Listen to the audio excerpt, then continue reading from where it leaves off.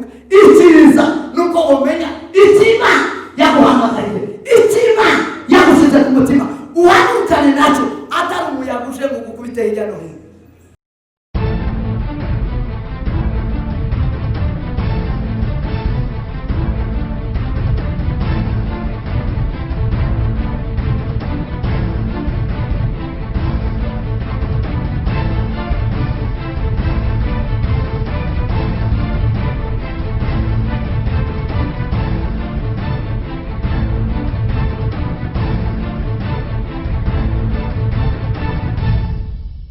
Ndasomye Biblia inasema nuko babwira Mordekai ubutumwa bwa Esteri.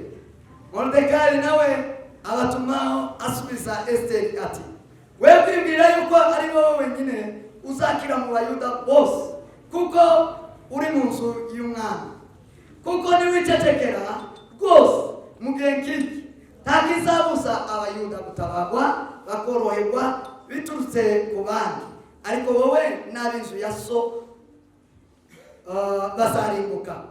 Ahari aho icyakwimitse ngo ube umwamikazi nukugira ngo ugire akamaro mu gihe gisa n'iki.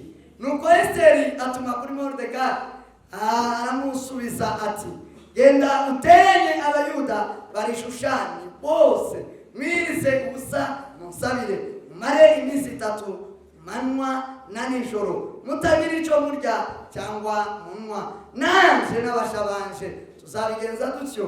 Uko niko nzasanga umwami nirengagije itegeko, kandi niba zarimbuka. Mordekai aherako aragenda abigenza uko Esteri yamutegetse. Amen. Basi wakamwambia Mordekai maneno ya Esta, naye Mordekai akawaagiza wampelekee Esta jibu la kusema, wewe usijidhanie kuwa wewe utaokoka nyumbani mwa mfalme zaidi ya Wayahudi wote, kwa maana wewe ukinyamaza kabisa wakati huu, ndipo utapowatokea Wayahudi msaada na wokovu kwa njia nyingine, ila wewe utaangamia pamoja na mlango wote wa baba yako. Walakini ni nani ajuaye kama wewe hukujia mfalme kwa ajili ya wakati kama huo? Basi Esta akawatuma ili wamjibu Mordekai, wende ukawakusanya Wayahudi wote walipo hapa Shushani, mkafunge kwa ajili yangu, msile wala kunywa muda wa siku 3, usiku wala mchana, nami na wajakazi wangu tutafunga vile vile. Kisha nitaingia kwa mfalme kinyume cha sheria, nami nikiangamia na niangamie. Basi Mordekai akaenda zake akafanya yote kama vile Esta alivyomwagiza. Amen. Amen. Mwaki jambo jema. Pokea neno la Mungu. Ijambo hili sasa kuganira nao. Neno hili ndilo tunataka kuzungumza. Ijambo ry'abakizirwe ry'abera. Neno la wale ambao wameokoka watakatifu. Nabo ari ry'abapagani. Si neno la wapagani. Ndio gukomeza itorero. Ni neno la kuimarisha kanisa. Ndashaka kuvugana n'abanyetorero bakijirwe. Ninataka kuzungumza na watu wa kanisa ambao wameokoka. Ili ndio naganiriye umoja mu gatatu, nicho ngiye gusubira ngiye kubibabwira. Neno hili ndilo nimezungumza moja Jumatano, niyo nataka nirudilie. Hanyuma nza kumva ko barantuka. Alafu nikaja kugundua kwamba wananiongelea vibaya. Ngiye kuri babwira. Ninataka niwazungumzie. Ngiye kurisubiramo. Nitarudilia bado. Sema amen. Amen. Sema amen. Amen. Sema amen. Amen. Namagawe n'Uwiteka n'imbata ya Kristo kugira ngo mvuge ukuri. Mimi nimeitwa na Kristo, mimi ni mtumwa wa Kristo ili nizungumze. Sinari nibereye mwatu. Mimi sikuwa nastahili kwetu nyumbani. Sinari nibereye mu bwoko bwacu. Sikuwa nastahili kwa taifa langu. Sinari nibereye ngo bitogwe mu Banyafrika. Sikuwa nastahili hata nichaguliwe kwa Waafrika. Kimwe nokoze cyangwa mukoze kugira ngo mimbata ya Kristo. Hakuna jambo ningetenda wala mtende ili niwe mtumwa wa Kristo. Ariko Imana ishimwe kubijambo ryawe rivuga ngo izitora uko yishakiye. Lakini Mungu asifiwe, sababu neno lake linasema huwa anachagua kama vile anapendelea. Imana itanga uko ishatse. Mungu anapeana jambo kama vile bamwe yabagize intumwa, mmoja amewafanya, abandi bagira abahanuzi, wengine manabii, abandi bagira abashumba, wengine wachungaji, abandi bagira abavuga butumwa, wengine abandi bagira abarimu, wengine ni walimu. Mungu utanga uko ushatse. Roho anapeana kama jinsi sime kwa yibikora yonyine. Mungu asifiwe sababu wanatenda. Sema amen. Sema amen. Sindi yako namagawe na data cyangwa mama cyangwa bene data. Mimi siko hapa nikiitwa na sindi yako mpaka wawe n'abanyamurenge. Sijaitwa na ukoo wako. Sindi yako mpaka wawe n'abanyafrika. Sijaitwa na sindi yako mpaka wawe n'umwari wese wo muri isi. Sijaitwa na yeyote ambaye anapatikana ulimwenguni. Niliano mpaka wawe n'umwuka wera wima. Niko hapa nikiitwa na Roho wa Mungu. Ni maana data tazama tukikumamanisha. Pia na Mungu ambao huwa anakusikiliza mchana na usiku. Zangu kisi shaka sinzovu kimsomsha. Huwa nitazungumza kama yale. Zangu kisi mali shaka sinzovu kimsomsha. Ndiko yale ambayo dunia inakusudia. Nicho kitu bandile kuwa bilimzima ni shaka. Ndio maana nataka niwaambie. Nakini mzima ni shaka. Pokea yale kuwa na. Nakini ushake bima. Pokea mapenzi. Sema nini? Amen. Titutinya kufa. Sisi hatuofei. Titutinya na kutukwa. Hatuofei kutukwa. Titutinya na kunono kuseka. Hatuofiwi kuchekelewa. Yesu yasiza Biblia alindunga. Yesu ameambia mitume. Yake mwini wa bana. Akawaagiza ya kwamba ni watu wakataa. Zomeni kwa ile hata ndiliyego. Yule ya kwamba ni mimi ambao wameanzia kukataa. Ananze barantuka. Wamenikataa wakanitusi. Yesu wigeze kumutuka kenshi. Yesu amemtusi mara nyingi. Bamututse bamwita mwene Yosefu.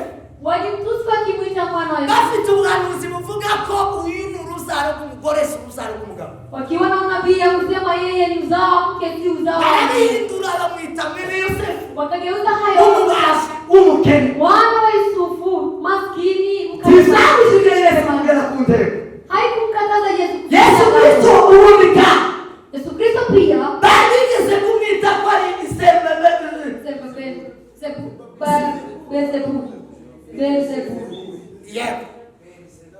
umwami w'abadayimoni. Yesu Kristo walimwita pia Beelzebuli, mfalme wa mapepo. Yesu tisamubushije kugera kundi. Yesu haikumkataza kufika kwa lengo. Haleluya! Haleluya! Yesu arambia ngo sawa. Niba nduwo mugami bwa Satani. Niba ndi mu badayimoni. Noneho batitsemo kubiri nanone baratsinda. Yesu akamwambia sawa, kama mimi ni mtu wa ufalme wa mapepo, haijalishi. Yesu anasema. Yesu akakubali hayo. Chana tatu. Jambo la tatu, Yesu Kristo. Yesu Kristo. Bagiye kumugambanira. Waliunga chama. Bari bafite ubuhanuzi buvuga ngo walikuwa na unabii usema azaza Mesia. Ataja Mesia. Kandi uwo Mesia. Mesia huo azaba tuteguma. Atatoka mbinguni. N'umwana w'Imana. Ni mwana wa Mungu. Hanyuma bazaye makuru. Walipojua habari hizi bagenda mu batanzi bakuru. Wakaenda kwa makuhani wakuu. N'abategetsi. Pia na watawala. Baravuga ngo wakasema ya kwamba uyu azayigereranya. Huyu anajifananisha. Si Mesia. Yeye si Mesia. Yohana yarabihanuye. Na Yohana alikuwa ametabiri. Ariko twari dutegereje yatugeze. Akasema ile ambayo tulikuwa tukimtarajia amefika ndani. Yari yarifuza ibiri yazara. Alikuwa ameyatamka hadharani. Ariko barasirengagiza baramusetse. Lakini hayo hawakuyafuatilia Yesu anafatwa aitwa kubera kumubesha. Yesu akashikwa akauawa sababu ya uongo. Kubera intego yarafite. Sababu inshallah. Mathayo 26:24. Mathayo 26:24. Cyangwa Marko 8:34. Wala Marko 8. Biblia isivuga ngo Biblia usema Yesu arababwira ngo Yesu akamwambia kwamba bikwiye kugenda uko umwana w'umuntu zategetswe. ni heri iendelee jinsi umwana w'umuntu azagenda uko zategetswe. Mwana wa mtu atatembea jinsi ariko ishano. Lakini laana kuzaza na kino kikwazo cyangwa se ubeshi. Ole kwa ule ambaye ataleta kikwazo hiki. Zogenda kwimanisha. Mimi nitatembea kwa kwimanisha. Nitaishi kama jinsi Mungu anataka. Akifita kaga nishano. Lakini yule ambao ana ole kwake nuzoshorera ico ngico. ni yule ambayo atapeleka jambo hilo. Uintumwa Tume zao kama mitume imeambiwa jamaa zilichwa ikauawa. Stefano yaragamba ni warabeshwe kwa kumgaragara, amenyanyagiwa hadharani, bamutera amabuye arafa, wakampiga mawe akafa. Ni muri Biblia, ni wengi kwa kitabu cha Biblia. Naboti yarabeshwe waragamba ni baramwica, Naboti pia amenyanyagiwa wakampiga kuzokora ibyo kugambanirwa no gusema. Lakini ole kwa yule ambaye ataleta jambo hilo baya. Jewe taboha, mimi sina uoga, niteguye no kufa. Mimi si tayari hata kufa. Usize kutukwa. Ya, ni tayari kusofa. Isipokuwa na kutusiwa, mimi ni tayari kufa. Kubera ukuri. Sababu ya ukweli. Sema amen. Amen. Sema amen. Amen. Sema amen. Amen. Sema amina. Amen. Taboha. Sina uoga wowote. Haubu witeka Imana ibabarire abatazi icyo bakora. Bali Mungu awasamehe wale ambao hawajui walitendalo. Hanyuma rero ayamaga. Basi maneno haya na magambo ya Esteri na Mordekai. Ni maneno ya Esther na Mordekai. Esteri na Mordekai. Esther na Mordekai walifukana. Walikuwa wana Biblia inasema kwa Esteri yari mwene se wabo wa Mordekai. Biblia wanasema ya kwamba Esther alikuwa mtoto wa anko ya Mordekai. Hanyuma rero baraganya abasha mu gihugu kitari cyawo abanyamahanga. Alafu wakaenda kwa nchi ya kigeni. Bageze hiyo alipofika huko na none bakomeza gukunda Imana, bari bubaha Imana. Wakaendelea kumpenda Mungu na Cyo babwiye bwana makuru ya bubaha Imana nabera. Ndio maana ninawaambia habari hii ni habari ya mchao Mungu watakatifu. Hanyuma wao muri cyo gihugu nyekerekere. Walipoishi kwa muda mrefu kwa nchi hiyo. Mwami Ahasuwerusi. Falme Ahasuwerusi atumiza ibirori. Akafanya sherehe. Ibirori bibaye. Sherehe ilipokuwa. Muri ibirori bari bateguza bibiri umudamu we. Alikuwa ameshamwambia mkewe. Abwiye umugore tiyasumva. Akamwambia mkewe na mkewe kusikia sherehe hiyo. Umugore atasumbishije. Alipokuwa kutokusikia. Agaragaza gasuzuguro niko birishivuga. Akazirisha madharau. Umugabo acuruza ibirori, umugore nawe acuruza ibindi. Mfalme alipangilia sherehe na mkewe akapangilia. Tulikaa kwiga hamwe na mama w'itorero. Tulijifunza pamoja na wamama wa kanisa hili. Uburyo bwo kubaha umugabo. Jinsi ya kumheshimu mume. Umwambaro w'umugore. Vazi la mke. Umurimbo w'umugore. Marijani ya mke. Uambere twasanze ariki. Jambo la kwanza tuligundua ni nini? Imirimo myiza, ingeso nziza. Icya gatatu kazi nzuri, matendo mazuri. Jambo la tatu muri Petero.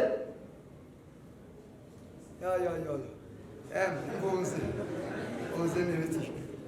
Jambo la gatatu ni kubaha abagabo. Jambo la tatu tulizungumza kuhusu kuheshimu wao. Umudamu wera. Biblia itivuga muri Petero. Mbabadamu bavuga ko bera. Abadamu bera biringira Imana ngo batwe kubaha abagabo babo. Biblia inasema katika kitabu cha Petro, wake ambao wanajiita kama ni watakatifu ambao wanamheshimu Mungu ni heri waheshimu wao. Twarasomye turi kumwe nabo. Tuliyasoma maneno haya tukiwa ndani. Mugiye kumera ngabaje batazabaza.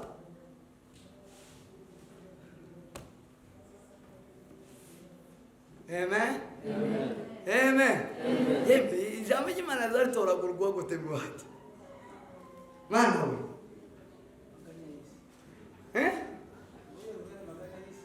Na maganya y'isi.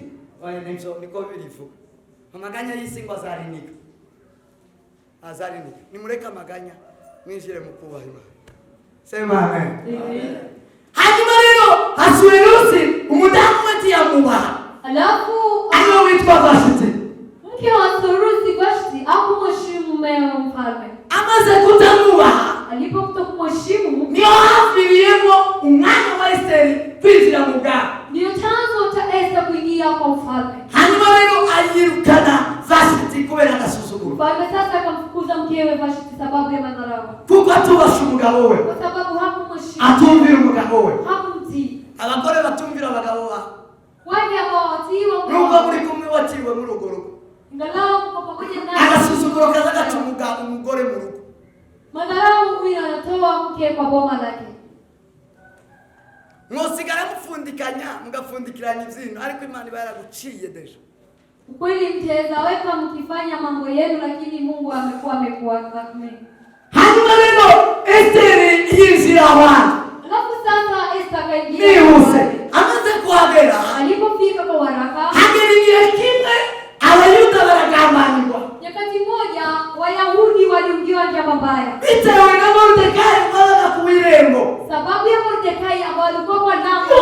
Imana nakunda Imana. Alikuwa akimheshimu Mungu akakundisha Imana umutima we n'ubugingo bwe. Alikuwa akipenda Mungu na moyo wake na pia na nguvu zake. Akazuita Hamani. Alafu kulikuwa na mtu mwingine yamutegera cy'umwami. Yeye alikuwa mtu wa karibu wa mfalme. Yinjira n'irembo ry'ibwami. Akiingia kwa lengo la bose bakamufukamira bakamuramya. Kulikuwa na sheria watu walikuwa mahali hapo. Uko bara wapagani. Bara watu wanafiti Imana. Watu hao walikuwa watu bila Mungu. Ariko Mordekai.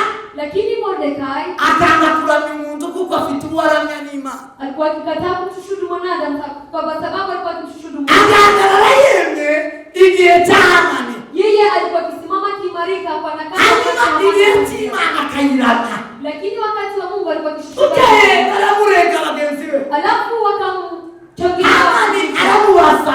Hamani akamswali. Nikiki tumutazamya wewe. Sababu gani umshushudia? Aramubwira ngo dufite Imana ya Israeli tsoturamya. Kamjibu tuna Mungu wa Israeli ambao Imana y'Abayuda tsoturamya. Mungu wa Wayahudi. Abayuda barabitisha muri bo. Wayahudi walikuwa na bana n'abapagani ariko bagira isobanitse. Galao wanaishi na wapagani. Cyangwa Biblia wanasema Abayuda bashika abandi. Ndio maana Biblia inasema je Wayahudi kuzirikana Imana mu mitima. Wanawashinda kuzingatia maneno ambayo Mungu amewaagiza. Yego, bana bazirikana ijambo ry'Imana mu mitima yao. Wanazingatia neno la Mungu wewe. Bazirikana izasezeranywe muri bo. Wanazingatia maagizo ndani mwao. Basi tuzirikana Imana. Wanajua kuzingatia Mungu. Arakubwira ngo sindora n'umuntu tugira Imana twatura. Kaambia siwezi shushudu mwanadamu. Kuna Mungu ambaye barakara cyane. Akagadhabika sana. Akakugisha umupagani umugore wiwe. Akaenda kuuliza mkewe. N'abandi bose. Pia na wengine. Baza kumubwira ngo azamutundike. Wakamshauri ili amtundike. Azamushite ku giti. Amweke kwa mti amtundike. Icyo giti arabishingiwe. Na mti huo akautengeneza. Uwo mugambi arawuganirira biraba. Akawa na mradi huo. Ashaka inzandiko zimwemeza. Akatafuta nyaraka ambazo. Nanone aragenda zisigisha ku mwami. Akaenda bado akaziandika. Urumva bari bakorana n'umwami. Which means walikuwa na dini na mfalme. Hanyuma rero itangazo rica mu gihugu. Alafu tangazo ikaenda yuko Abayuda bose bicwa. Sababu Wayahudi wote wauawa. Hamwe na Mordekai. Pamoja na Mordekai. Hanyuma Mordekai. Baada ya hapo Mordekai. Akaba yarafite muramu we n'umwami. Yeye alikuwa na brother-in-law wake alikuwa ni mfalme. Sema amen. Amen. Yarafite mushikiwe bwa. Sababu alikuwa na afisa yake. Ariwe Esther. Esther. Agutumaho.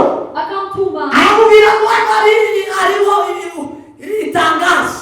Kaambia nje kuna tangazo. Hari itangazo ryo kwica Umuyuda wese. Ya kuua Myahudi yeyote. Uri muri iki gihugu. Ambayo inapatikana kwa nchi hii. None wowe wagize amahirwe. Sasa wewe umeneemeka. Wagize umugisha. Umekuwa na baraka. Ukaburi ibwami. Na unapatikana gerageza jaribu ukiza ubwoko bwacu. Uponye taifa lako. Esther atuma kuri Mordekai. Esther akamwambia Mordekai. Amubwira amakuru. Akamwambia habari. Y'ibwami. Ya ikulu. Aramubwira ngo. Akamwambia. Hari impamvu utokora ivyo. Kuna sababu ambayo itasababisha. Hapo yangariyo tuma ndabavugira ntabibashije. Kuna jambo ambalo litasababisha nisiwatetee. Icambere. Jambo la kwanza. Itegeko ribibwami. Sheria ambayo iko. Itegeko ribani bwami. Sheria ambayo iko kwa mfalme. Umwami araguhamagara wenyine. Mfalme huwa anakuita mwenyewe. Umwami aguheza audience wenyine. Huwa anakupea kibali mwenyewe. Iyo mutagire rero nta audience. Mtu akienda mbele zake bila kibali. Hakini nukwicwa. Hakuna jambo lingine linatokea ni nukufa tayindi nayishwa. Ni kuuawa. There is no choice. Haundi buryo buhaba. Hakuna choice nyingine. None kubera iyo mpamvu. Kwa hiyo ntacyo nobasha kuvuga. hakuna jambo lingine ambalo ntabwo nobasha kubakiza. Hakuna jinsi ya kuwatetea. Mpamvu ya kabiri. Jambo la pili. Jewe mimi tiduherukana n'umugabo. itatu. Ni siku 30 tutaonana bila kukutanana. Hicho nacho Jambo hilo nalo kinachotimipa ni sababu moja usi nungo nogire ayo mahirwe. Ngalau leo nibahatike Kuko n'ubundi ni chance zikwirira umuntu. kwa sababu ni neema wanakuja kwa mtu mmoja. Amuona Namuona ngize iminsi 30 tutari kumwe. niko na siku 30 bila kumwona. None ndamubwira ngo kisuko kuga. Sasa nikimiti naye leo nitamwambia ponya taifa langu. Tibikunda none. Haiwezekani leo. Tibigikunze. Haitawezekana. Amutumaho. Akamwambia hivyo. Mordecai yakiri ubwo butumwa. Mordecai alipopata habari. Biblia iravuga ngo. Biblia husema ya kwamba. Sema amen. Amen. Sema amen. Yongera mamutumaho. Yeye akamwambia tena. Ayakubwira ngo uramututinura mukuteteze. Kasema ingawa wewe unyamaza. Niba uteteze mugegeza kintu. Unyamaza kwa wakati huu. Umenye ko Abayuda batabaka. Jua ya kwamba Wayahudi watakuwa. Izingiro yarafite Mordecai. Matumaini Mordecai alikuwa nayo. Yarafite izingiro bivuga ko Abayuda batabaka. Alikuwa na matumaini semayo Wayahudi. Nukuri abiringira Imana. Kwani wanabana mtumaini. Nubwo bari mu kaga. Galao kwa Nubwo shida. bari mu bibazo. Galao kwa siki. Hari izingiro zo gusohoka. Bado kuna matumaini ya kutoka. Haleluya.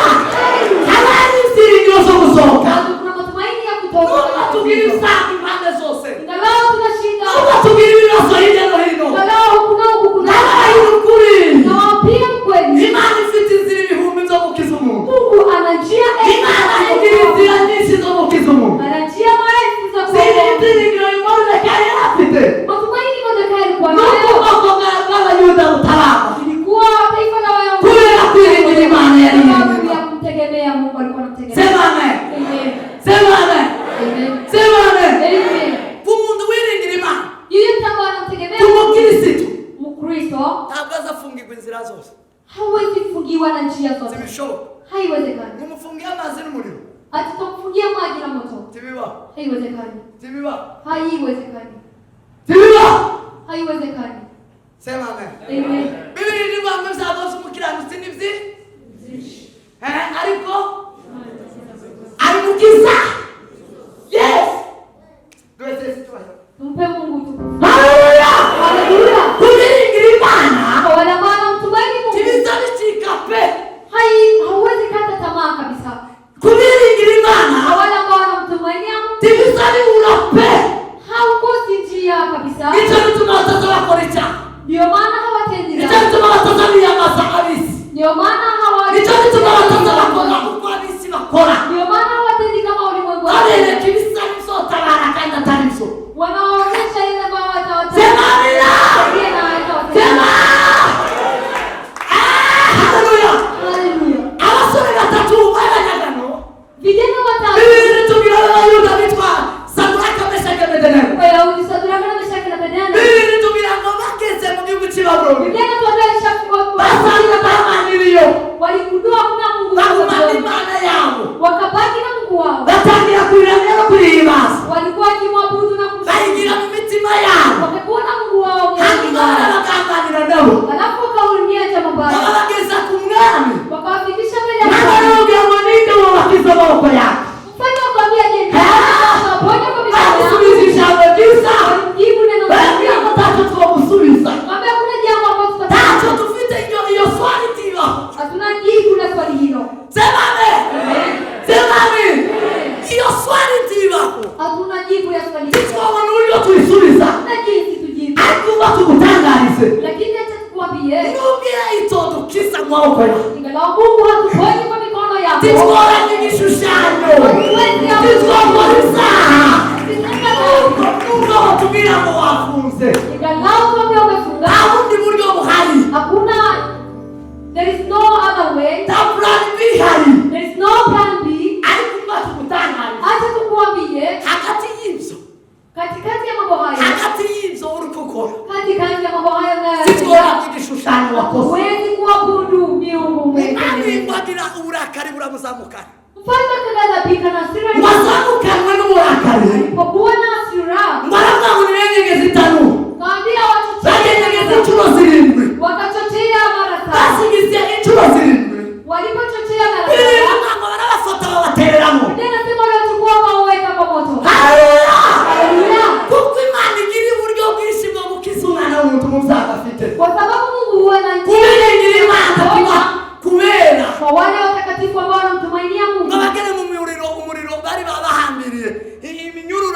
bisha batangira kugenda. Walipofika motoni, kamba zilizowafunga zilikatika, wakatembea motoni.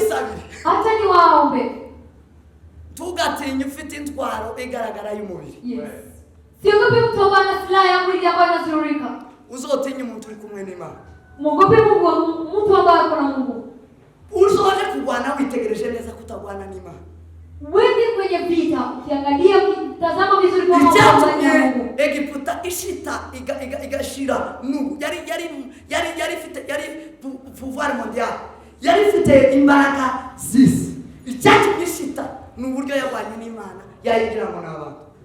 Iliyosababisha Misri iishe nguvu na ilikuwa nchi ambayo ilikuwa na nguvu zaidi ya ulimwengu mzima, iliyosababisha iishe sababu wamegombanisha Mungu. Nani kazi yaravuze mu Bwongereza? Mfalme alisema uwatinya mwisi yose. Ninde? John Knox. Mfalme wa Uingereza amesema ingabo z'Abafaransa n'Abongereza zose watinya gusa ni John Knox.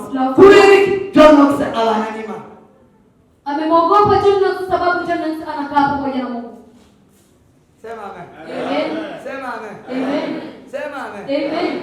Imana ku muntu wayo. Mungu pamoja na mtu wake. Ishano kuzobana nuri mwima.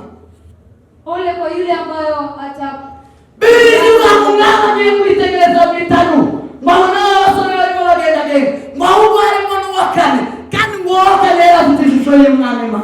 Biblia inasema kwamba mfalme alipoamka asubuhi alfajiri alienda akatazama kwa tanuru ya moto, akagundua kwamba ametupa vijana watatu lakini amepata mwingine wanne, na mtu wanne alikuwa na sura ya Mungu. Yale mwana wima. Na alikuwa mwana wa Mungu. Ima Mungu. Umuriro wotwika Imana niyo yawurema. Je, moto itaunguza Mungu na Mungu ndiye ameumba moto? Imuntu akiriva iri Imana atunga Imana ni Imana. Paulo yaravuze ngo sinjuriho muri Kristo uri muri njyewe. Mtu akiokoka anakuwa pamoja na Mungu. Hivyo hivyo Paulo amesema si mimi bali naishi bali ni Kristo ndani mwangu. Sema amen. Amen. Sinjuriho ni Kristo uri muri njyewe. Si mimi hapa naishi ni Kristo ndani mwangu. Yiringira Imana Mordekai. Mordekai akamtumaini. Mordekai afite ibyiringiro bitanga. Mordekai alikuwa anataka kukemura mwene se. Lakini alitaka ninawanyisha zaje zije kufungira muri akigito. Hapo ndiyo nitakamilisha. Asaka kukemura mwene se. Alitaka kumwambia anamwambia ngubangubire mwana wa data. Kamwambia usikilize nikwambie ndugu yangu. Esther. Mwana wa data umangubire. Ndugu yangu nikwambie Esther. Nura kutetete mwenye gisaki. Wewe kama unanyamaza kwa wakati kama twende turakira ndamba. Sisi bado tutapona. Twende twiringira Imana birakunda. Sababu tunamtumainia Mungu. Ariko wewe udakoze inshingano yako. Lakini wewe kama ufanye wewe udakoze icyo waremewe. Kama hautendi jukumu yako. Wewe utamenye akamaro kawe. Kama hujui faida yako. Wewe udahagaze mu cyo waremewe. Kama usimame kwa lile jambo ambalo uzaribuka. Wewe utangamia. Uzaribuka. Utangamia. Icyo rero nazabigisha. Jambo nilikuwa nikiuliza. Nazabira abasore batazi umugambi w'Imana ku buzima bwabo. Nilikuwa nawaambia vijana ambao hawajui plani ya Mungu. Batazi ikiwa inashaka ku buzima bwabo. Wala ambao hawajui jambo Mungu anafanya. Umuntu wese waza kamushaka uko ashaka. Umuyaga waza ukamutoa. Upepo ukija unampeleka. Kwa yaratewe icyumurenge. Kwetu kulikuwa na vita. Iri ibitosaba imurenge. Vita ilipatikana kwetu. Sinzo kutanga umurongo w'icyo waremwe. Si vita ya kutupa lengo iliyosababisha Mungu kukuumba. Sema amen. Amen. Sema amen. Amen. Sema amen. Sinzo kutanga umurongo w'icyo waremwe tafadhali. Bakristo abera bari mu kanisa. Si jambo la kusababisha wewe utupe mwelekeo ambao ilisababisha Mungu kukuumba. Iyo utamenya inshingano yako. Kama haujui iyo utamenya umumaro wawe. Kama hujui faida yako. Iyo utizi wowe nde muri society. Kama wewe hujitambui mwenyewe. Tiwimenye ngo wowe urinde mu wawe. Na hujijui wewe. Tiwimenye ngo wowe urinde mu Banyamulenge. Na hujitambui wewe ni nani. Tiwimenye ngo wowe urinde muri Kenya. Na hujitambui wewe ni nani kwa uzari mu kuzuri mu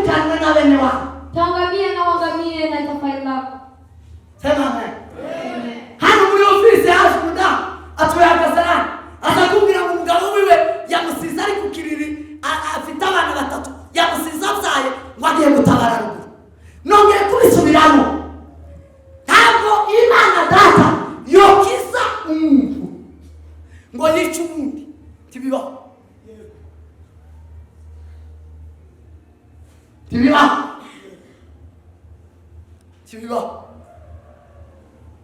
umudamu arambwira ngo none araburiwe aratengera hanyuma ufate responsibility kandi urafata responsibility y'umugabo wawe ni yawe kubera umugabo wawe yahitaye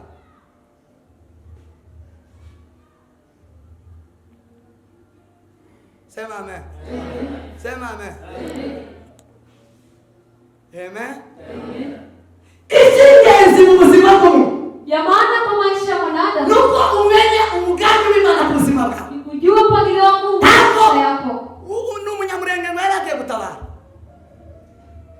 nicyo nacyo kirantangaza cyane ngo umunyamurenge yaragiye gutabara ngo hanyuma asiga undi munyamurenge wawe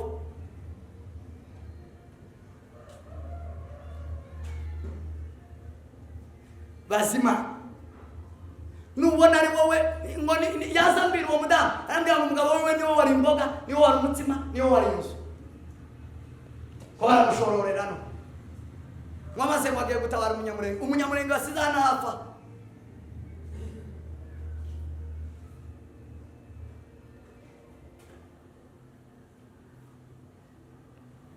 amen amen bazaba bahenda gute ariko nta mugabo nongo mwamufite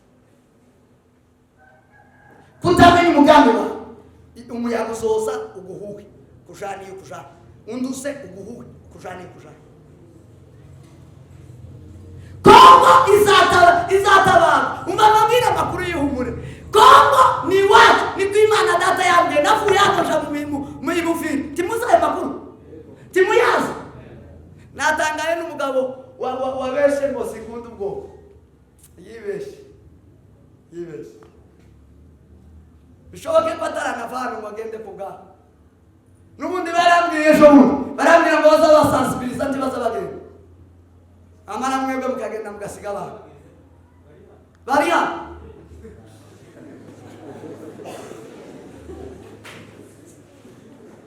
tiwasenze nta makuru kandi umuntu yogenda atitse ari mu mugambi w'Imana sinokika n'ukubinda barahiye sinokika ari umugambi w'Imana navuye hano ndagenda nasize nseze ikanisa n'umudamu nawe mwese naraseze mumenye ko ngiye muri Kongo kubera umugambi w'Imana ari umugambi w'Imana sinokika yagiye adasezeye umugore uwo wambwiye kandi ngo n'abandi nasanze ngo tibazabasezera bazasezera tibazasezera wose umugambi w'Imana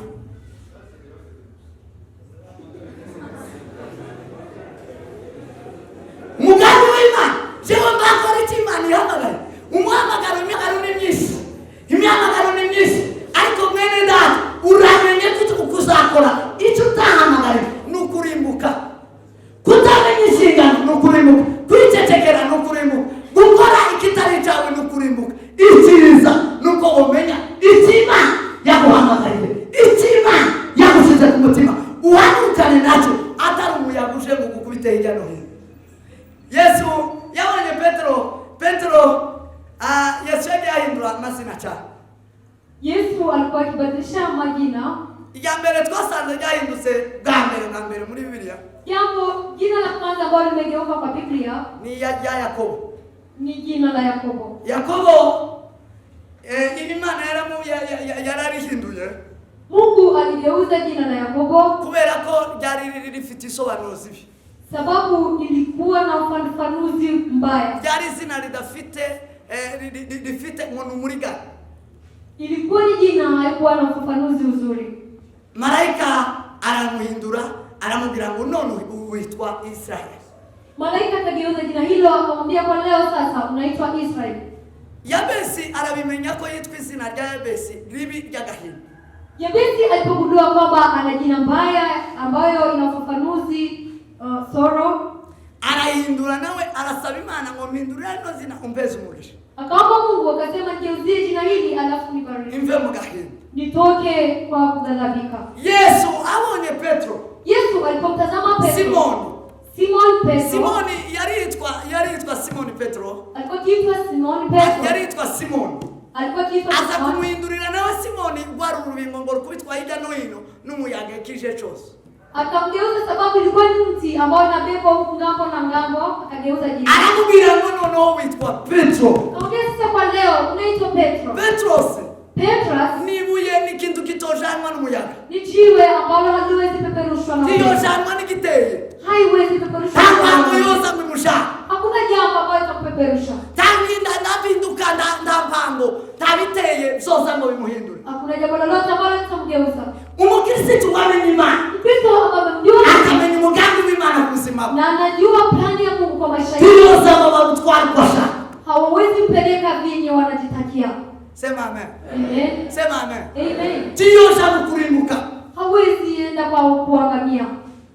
Mordecai atuma kuri Esteri aramubwira ngo wowe menya inshingano zawe, menya umumaro wawe, menya icyo ugomba kumenya. Bavanye icyo nazanye ibishari mwumvishije naza mbabwira ngo nimumenye umugambi w'Imana, menya icyo akamaro kawe muri mwanya mu wawe, uhere mu wawe, wihereho. Ubundi narazigisha abasore narabwiye ngo baza bagenda bicare ahantu bisoda cyangwa ikawa yitekerezeho yeye binafsi. Wibanzirizeho witekerezeho, mimi ni nani? Mimi ni kina nani? Mimi napaswa kuwa nani? Sema amen. Ngomba kuwa ndinde. Hanyuma umanuke mwana uvuge ngo jewe ndinde mwacu, jewe ndinde muwanje, jewe ndinde imbere y'umugore n'abana, jewe ndinde mu banyamurenge, jewe ndinde mu bakongomani, jewe ndinde mu muri Afurika.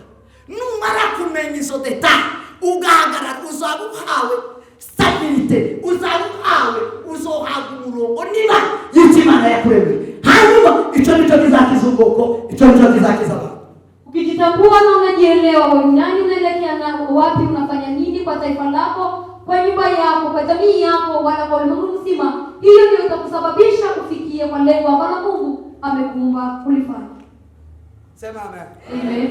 Sema amen. Amen. Utawasije kumenya almaeta. Kama wewe haujui step hizo, utaangamia. Utarimbuka. Kandi ngo ni inzu Yesu. Pia utangamia na nyumba ya babako. Niba ufite urugo wowe n'urugo rwawe. Kama wewe bado unapoma, utangamia wewe na mke na mtoto wako. Hanyuma Esteri aza kumenya inshingano ye, aramubwira ngo basi urakoze kunyibukisha, none genda mumfashe gusenga, munsengere ngiye kwinjira mu nshingano yanjye, ngiye kwinjira mu buzima bwanjye. Muve hasi kugira ngo asengere mwinjire mu nshingano zawe. Mordecai alipomwambia Esta hivyo, Esta akagundua shabaha yake na lengo lake. Alafu akawaambia, uniombee kwa muda wa siku 3, alafu na mimi nitapokea neno lako. Makiza wajira! Pokea. Haleluya! Sema amina! Sema amina! Timuhendwe nongeye kubisubiramo tangazo pana kuperekwa. Menya umuhamagaro, menya icyo waremewe, menya uwuriwe, menya inshingano zawe, menya inshingano. Hano itorero ryacu, reka ntewe ntibabizi, reka bavuge, itorero rya Kristo ku isi rifite umurongo ngenderwaho, rifite intego nkuru y'itorero rya Kristo. Nuko n'itegeko riruta, n'inshingano iruta. Rero twebwe niyo kugira ngo mbigishe cyangwa mbatoze cyangwa tuvuganire hejuru y'urukundo rw'Imana, itegeko rikuru hejuru yo gukunda mugenzi wawe. Zatangaje ko bavuga ngo nanga abantu yabeshe.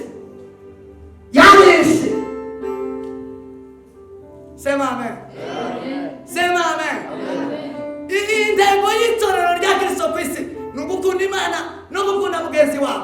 Intego y'inshingano y'itorero rya Kristo ni ukubwira abantu ukuri, ni ukubabwira ibibasha kubatukura mu binyoma, mu ruzingitirane mu binyoma rw'ibintu by'amapepo by'abadayimoni. Sema amen. Sema amina. Ni uguhagarara mu nshingano, umudamu ahagarare mu nshingano ye, umugabo ahagarare mu nshingano ye, hanyuma duhamagara Imana. Sema amen. Sema amen. Sema amen. Narababwira ikindi, ndababwira ngo ntabwo ari imbundi zifata igihugu gusa. Ntabwo narayifashe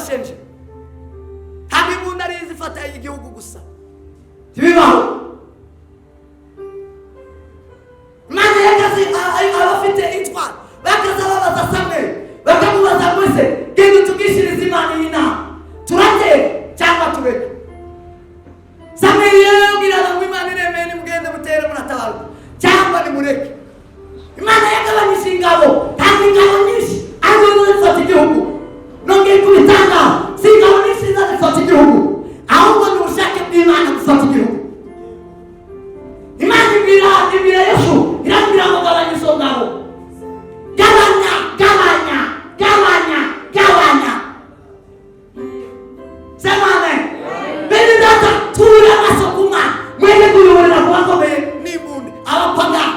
Sitawageukia wapagani, nitaisikiliza neno la Mungu usiku na mchana kila siku, na nitaongelea jinsi Mungu alivyoongea. Ivuko zima nizo zigomba kuba mubera, nizo zigomba kuba mitoro, nizo zigomba gukora mukimama na nijo yarasiganyije ashaka Imana ishaka abari mu bushaka abahamagara abari mu muhamagaro abatari mu muhamagaro bose baragaruka. Abatari mu muhamagaro nibagaruke mu izina mumfashe, abatari mu muhamagaro nibagaruke mu izina boye kurimbuka uwarimbura atsindwe akomwe n'isoni amare mu izina rya Yesu Kristo. Sema amen. Sema amen. Natangariza abanyamurenge kwisi utari mu muhamagaro we ndamuhamagaye mu izina rya Yesu. Mwese mutima yamuhamagaye nibwo azagira umumaro mu gihe cye.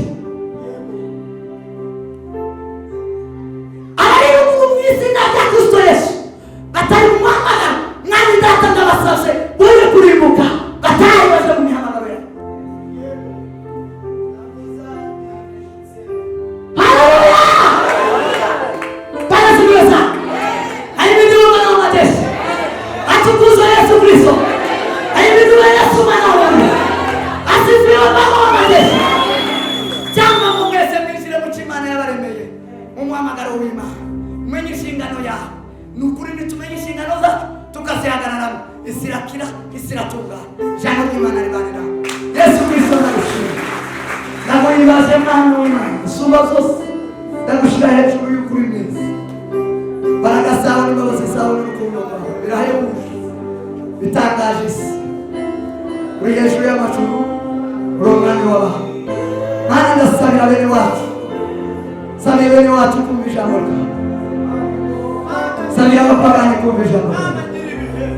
Sabia batazi Imana akomeje ndagusabye muri wese Mana mufungura amatwi yo kumva ukuri.